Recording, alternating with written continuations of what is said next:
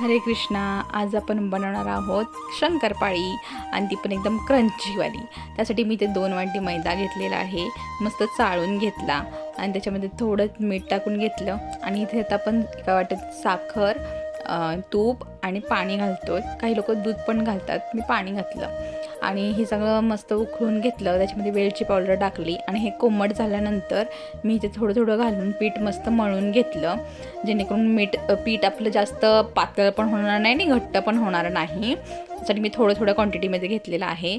इथे मी पीठ मळून झाल्यानंतर 1 तासासाठी मी भिजू दिलं, पूर्ण रेस्ट करू दिली. त्यानंतर 1 तासानंतर ह्याला छानपैकी लाटून वगैरे घेतलं मी, असं गोळा बनवून लाटून घेतल्यानंतर त्याचे जे साईडच्या कडा वगैरे असतील त्या आपल्या कापून घ्यायच्या आणि जरा जाडसर ठेवायचं, जेणेकरून आपली अशी लेअरिंग आल्या पाहिजेत त्याला. आणि इथे मी थोडी जाड ठेवून मस्त कापून घेतलं ह्याला स्क्वेअरमध्ये आणि हे तुम्ही बघू शकता किती जाड आहेत. आणि मी ते तेल गरम करून ह्याच्यामध्ये मी मंद आचेवरती पूर्ण तळून घेतल्या छान अशा. एकदम खुसखुशीत आणि एकदम करकरीत आवाज होता त्यांचा छान असा. तुम्हाला जर व्हिडिओ आवडत असेल तर नक्की शेअर करा. थँक्यू.